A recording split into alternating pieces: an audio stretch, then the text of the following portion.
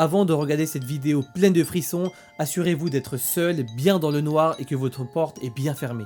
Préparez-vous, ce soir on va vous raconter deux histoires particulièrement flippantes. Parce que vous verrez, les personnes de ces threads ont vraiment vécu des scénarios de films d'horreur. Bonsoir et bienvenue dans cette nouvelle vidéo en compagnie de Joe Et Kratos. et ce soir on est parti pour l'épisode 41 des threads d'horreur. On vous prévient, les deux histoires qu'on va vous raconter font vraiment froid dans le dos. On vous prévient, ce genre d'histoire ça peut rendre parano, mais encore une fois on vous le rappelle, soyons prudents mais pas parano. C'est un petit peu notre devise, mais en vrai c'est quand même très important de le rappeler pour des personnes qui regardent nos vidéos régulièrement. Bref, en tout cas ça fait un petit moment, mais je voulais encore vous remercier pour votre soutien, pour l'accueil que vous faites aux vidéos et aussi pour votre fidélité. On espère que vous avez apprécié l'épisode bonus True Crime qui est sorti ce dimanche et que vous allez encore plus apprécier celui de dimanche prochain puisqu'il sera beaucoup plus glauque. En attendant, comme d'habitude, n'hésitez pas si vous avez apprécié la vidéo à liker la vidéo, à vous abonner aussi et à activer la cloche. N'hésitez pas également à nous rejoindre sur les réseaux sociaux et on ne sait pas si vous avez vu mais très récemment on a aussi ouvert un compte TikTok. Et promis, on va mettre pas mal de contenu additionnel dessus, on va l'alimenter. En tout cas, en attendant, on est parti pour la première histoire. Bon, on est parti pour la première histoire et on vous prévient, personnellement, on nous a fait beaucoup bader. Cette histoire, c'est l'histoire de Sullivan et de Alicia qui s'est passée il y a 5 ans. À l'époque, Sullivan avait 27 ans et sa compagne Alicia avait 26 ans et ça faisait déjà un bon bout de temps qu'ils étaient ensemble. En fait, ils étaient même fiancés et quelques semaines plus tôt, ils avaient appris la heureuse nouvelle qu'ils allaient être parents. Les deux étaient vraiment super heureux et donc pour fêter ça, ils avaient décidé de faire quelque chose qu'ils aimaient les deux. Et cette passion qui les animait les deux et qui a même été à la base de leur rencontre, c'était le camping. Sullivan et Alicia aimaient vraiment partir à l'aventure, en voyage, sans itinéraire précis. Et plusieurs fois par an, ils se prenaient un week-end pour aller faire une petite virée pas trop loin de chez eux ou alors pendant les grandes vacances, ils réservaient dans un pays qu'ils ne connaissaient pas et très souvent ils faisaient du camping sauvage. Jusque là, tout s'était super bien passé, il y avait vraiment rien à signaler, ils avaient l'habitude, ils connaissaient toutes les petites techniques. Et pour fêter la fameuse heureuse nouvelle, ils avaient décidé d'aller dans le même pays où ils étaient, à quelques centaines de kilomètres de chez eux, à un endroit où ils n'avaient jamais été. Avant d'y aller, ils avaient quand même pris leurs précautions en allant sur internet et regardant les avis des gens pour voir s'il y avait des personnes qui avaient déjà campé. Et sans surprise, de nombreux campeurs y étaient déjà allés et Sullivan et Alicia espéraient vraiment passer un moment vraiment tranquille parce que c'était en pleine période de froid et que donc généralement il n'y avait pas beaucoup de personnes. Le week-end arrive enfin, Sullivan et Alicia avaient prévu un petit sac où il y avait très peu d'affaires comme à leur habitude. Accompagnés de leur truck, ils s'engouffrent de la forêt dans une route qui était vraiment pas éclairée. Et voyant qu'ils arrivent au point de destination, ils vont se mettre sur le bas-côté, ils vont essayer de garer leur truck du mieux qu'ils peuvent et essayer de le cacher un petit peu. Et ils marchent 5-10 minutes dans la forêt pour essayer de trouver un endroit convenable où ils pourraient bivouaquer. Et comme d'habitude, ils trouvent très rapidement un terrain qui est adéquat et donc avec leur lampe torche, ils commencent à installer la tente. Et puis encore une fois, comme d'habitude, ils vont tout mettre en place, ils vont commencer à faire chauffer de la nourriture, ils vont faire un petit feu de camp et ils vont essayer de se réchauffer autour de ce feu. Tout se passe super bien, même s'il fait un peu froid, le ciel est dégagé donc on y voit des étoiles, il y a un petit feu réconfortant, vraiment c'est la soirée parfaite. Sauf que petit hic, au bout d'un moment, alors que la forêt était vraiment silencieuse, ils vont commencer à entendre des petits bruits comme des petits craquements autour d'eux. Et même s'ils avaient l'habitude d'entendre parfois des petits bruits qui provenaient d'animaux de la nature, cette fois-ci Alicia va avoir un instinct qui va lui dire de se méfier. Elle est vraiment pas sereine, donc Sullivan prend sa lampe torche,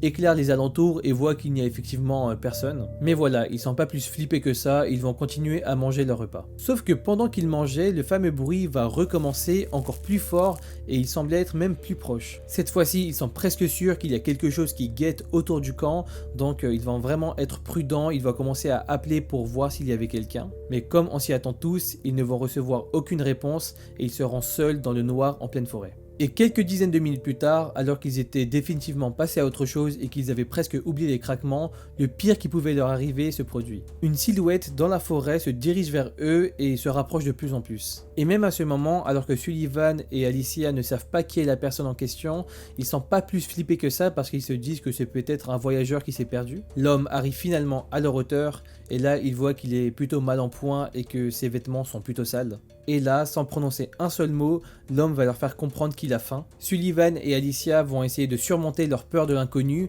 et donc ils vont juste lui proposer avec beaucoup de bonté à manger. Et là, l'homme va volontiers accepter, il va s'asseoir à leur côté, ils vont commencer à manger un peu tous ensemble. Sauf qu'au fil des minutes, alors que Sullivan et Alicia essayaient d'engager la conversation, l'homme ne répond absolument pas. L'ambiance commence à devenir un peu pesante, tout le monde mange en silence, donc Sullivan va essayer de rompre le silence en parlant à Alicia. Sauf que même pendant qu'il parle, l'homme ne réagit pas du tout et donc Alicia va essayer de faire comprendre à Sullivan qu'elle n'est pas du tout à l'aise et qu'elle aimerait bien que la personne s'en aille. Ils vont donc attendre que la personne finisse son assiette pour lui faire comprendre qu'il devait aller dormir et que donc il devait partir. Et contre toute attente, l'homme va parfaitement comprendre, il va juste se lever, les fixer pendant quelques instants et partir sans dire un seul mot. Sullivan et Alicia se regardent, ils ne comprennent pas trop et ils vont même songer à changer d'endroit pour avoir un peu plus de tranquillité. Mais ils vont relativiser et après cet épisode un peu étrange, ils vont vite se mettre au lit et au chaud de leur tente. Et très vite, alors qu'ils étaient complètement crevés de leur journée, ils s'endorment. Mais malheureusement pour eux, la nuit ne va pas du tout être de tout repos. Parce que vers 3h du matin, Alicia se réveille en sursaut, elle est sûre d'avoir entendu un bruit aux alentours. Et avant même qu'elle ait réussi à réveiller Sullivan, elle va sentir la tente se secouer. Elle ne comprend pas du tout, elle est morte de peur.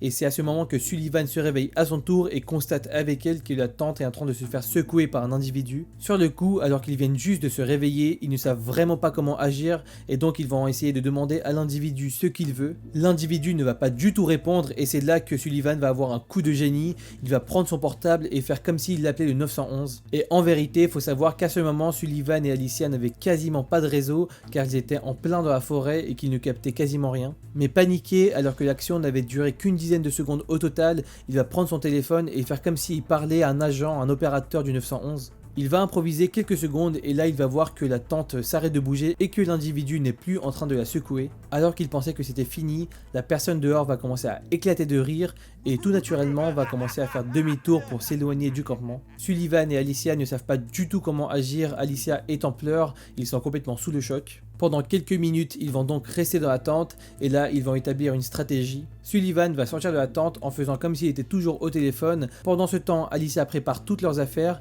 et alors qu'ils vont laisser la tente derrière, ils vont commencer à courir le plus vite possible en direction de la voiture. Finalement, ils arrivent à la voiture sains et saufs.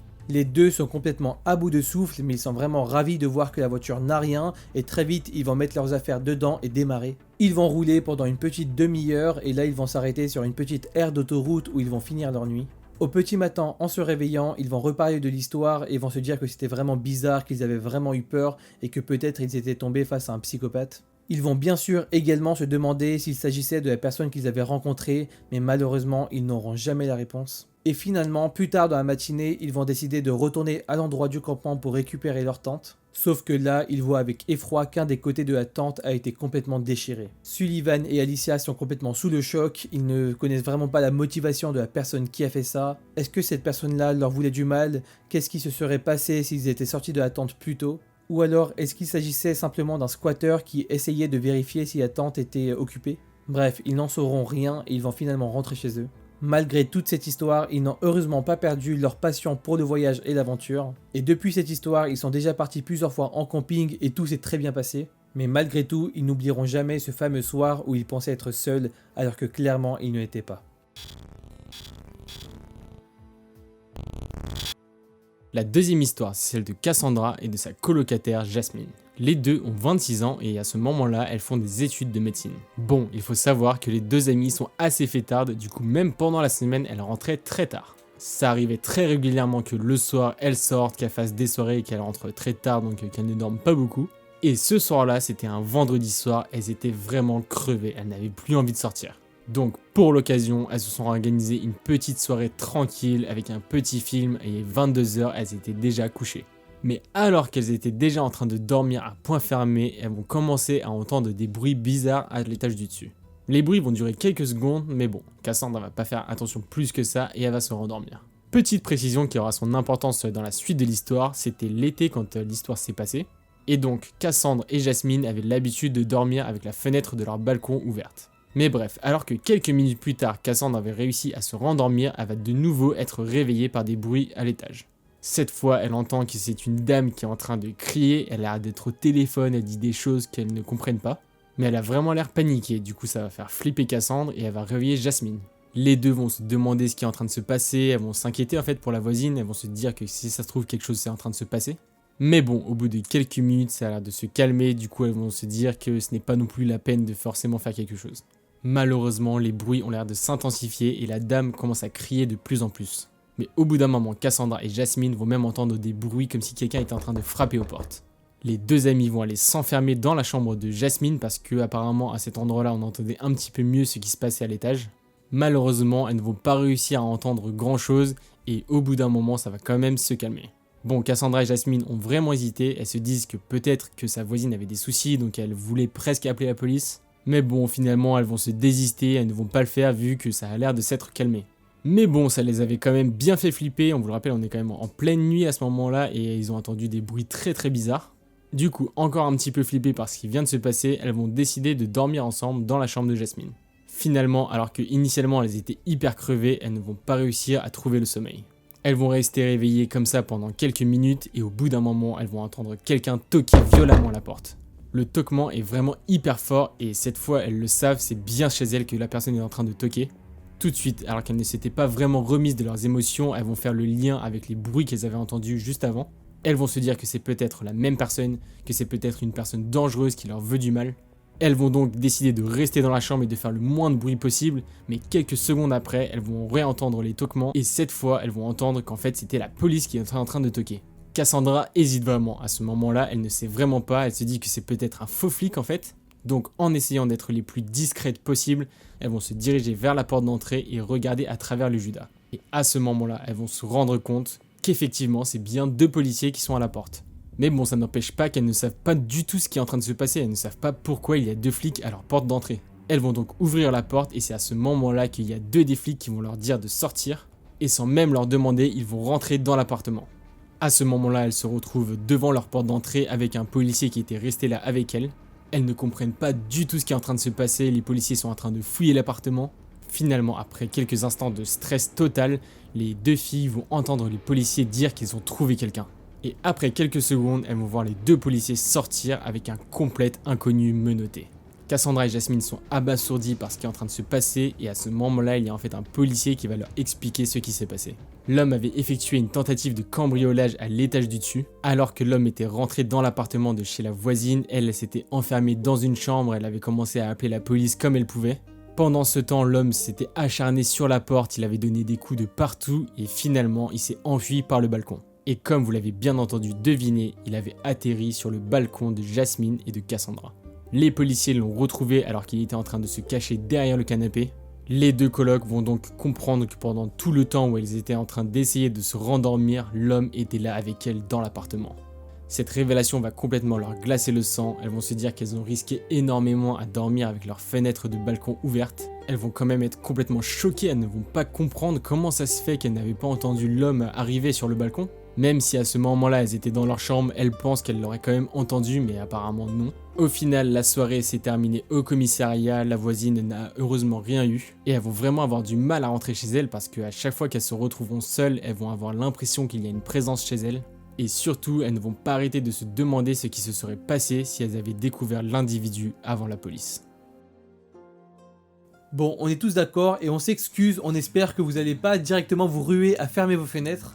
Effectivement, c'est clairement des scénarios de films d'horreur qu'on a racontés là, mais ne vous inquiétez pas, ça n'arrive pas tous les dimanches. Mais par contre, ce dimanche, et c'est une excellente transition, il y a le nouvel épisode de True Crime qui va sortir, alors on vous attend nombreux. On pense que c'est quand même vraiment l'histoire qu'on a eu le plus de mal à raconter et qui est vraiment horrible. Donc on espère que vous serez au rendez-vous. En attendant, on vous dit merci beaucoup d'avoir regardé la vidéo. N'hésitez pas à nous soutenir en likant la vidéo, en la partageant. On vous dit encore merci d'avoir regardé la vidéo, c'était Kratos et Joe, et à la prochaine pour une nouvelle vidéo. Ciao.